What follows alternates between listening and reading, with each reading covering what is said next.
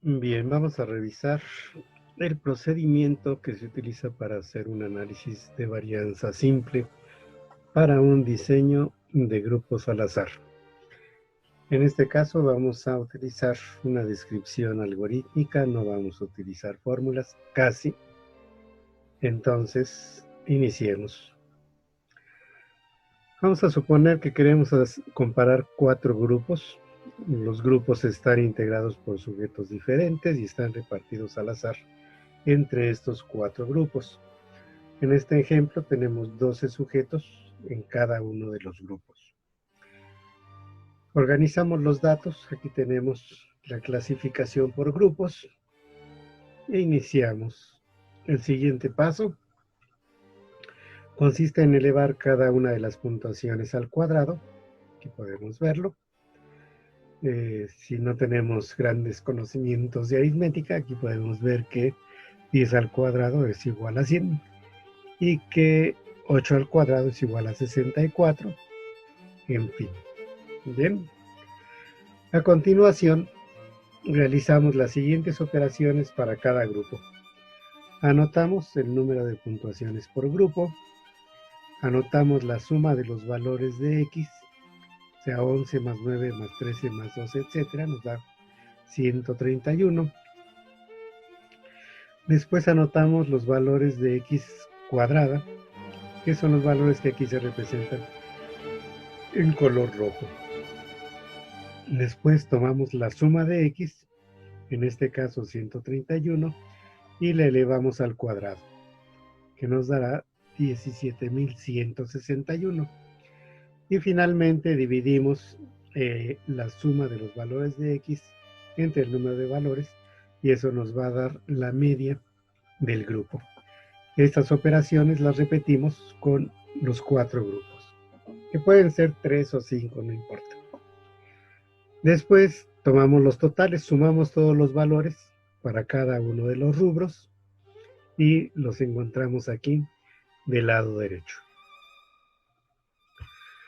Aquí tenemos nuevamente estos datos, el resumen por grupo, y procedemos a pues ya entrar un poco en materia. Calculamos la constante que nos da 4.941.02, que lo obtenemos de elevar al cuadrado la suma total de casos, que es 487, y de dividirla entre el número total de puntuaciones del diseño. La suma de cuadrados total, que es 211.98, la obtenemos de dividir la suma total de los valores de X, que está en rojo, 5.153, y a ese valor le restamos el valor de la constante C. Después tenemos la suma de cuadrados entre grupos.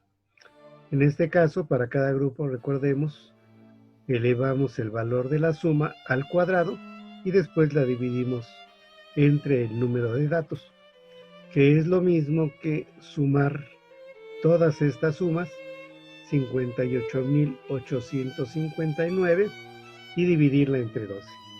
A ese valor le restamos el valor de la constante C. Finalmente obtenemos la suma de cuadrados dentro de los grupos, la obtenemos por sustracción.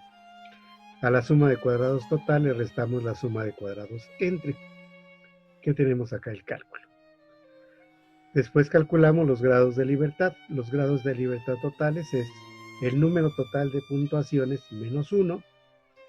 Los grados de libertad entre grupos vienen a ser el número de grupos menos 1, aquí es 3, y los grados de libertad dentro viene a ser el número de grupos por el número de datos por cada grupo menos 1. O sea, perdemos un grado de libertad por cada uno de los grupos que hay en el diseño. Estos resultados que tenemos aquí los concentramos en la tabla de resumen de análisis de varianza. Aquí tenemos las sumas de cuadrados que aparecen acá arriba, los grados de libertad correspondientes, y a continuación pasamos a dividir la suma de cuadrados entre los grados de libertad, lo cual nos va a dar la varianza para cada una de las fuentes. En este contexto, a la varianza se le denomina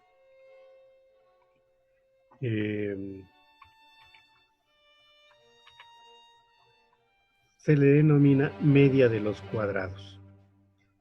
Entonces aquí tenemos la varianza entre grupos es 15.74, la varianza dentro de los grupos es 3.74.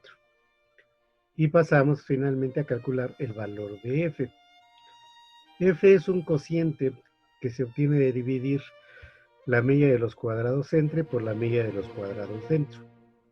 Aquí tenemos 15.74 entre 3.74 nos da 4.205. La media de los cuadrados entre es la suma de cuadrados entre sobre los grados de libertad entre. Entonces, estos grados de libertad entre grupos decimos que son grados de libertad que están asociados al numerador de este cociente f. La media de los cuadrados dentro viene a ser la suma de cuadrados dentro dividida por los grados de libertad dentro. Decimos que estos grados de libertad dentro están asociados al denominador del cociente f. Con estos valores procedemos a ver, era 4.205. Entonces este valor lo buscamos en la tabla de la distribución f. Generalmente esta tabla tiene esta disposición. Aquí tenemos los grados de libertad. En azul tenemos los grados de libertad para el numerador y en rojo tenemos los grados de libertad para el denominador. Pues en nuestro diseño teníamos 3 grados de libertad para el numerador y 44 grados de libertad para el denominador, que vendría a ser esta columna y esta fila. Y aquí tenemos 3 valores. Este valor de 2.8165 debe de ser superado para que nuestros resultados sean significativos a un nivel de 0.05. Nuestro valor debe de ser mayor que 4.2606 para que sea significativo a nivel de 0.01 y debe de ser mayor que 6.4756 para que el resultado sea significativo a un nivel de 0.001. Nuestro valor era 4.205.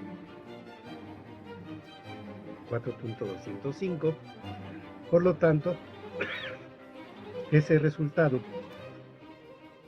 es significativo a nivel de 0.05, es mayor que 2.81, pero no es significativo a nivel de 0.01 porque es inferior a 4.2606. Ok, nuestro resultado es significativo y entonces ya podemos reportarlo. Aquí está la tablita y lo reportamos así. Se encontraron diferencias significativas entre los grupos y entre paréntesis ponemos f igual a 4.205 con grados de libertad 3 y 44, que se entiende son 3 para el numerador, 44 para el denominador, y el nivel de significancia alcanzado es de 0.05. Espero que esté comprendido y si no, lo voy a revisar. Gracias y buen provecho. Ahí nos vemos.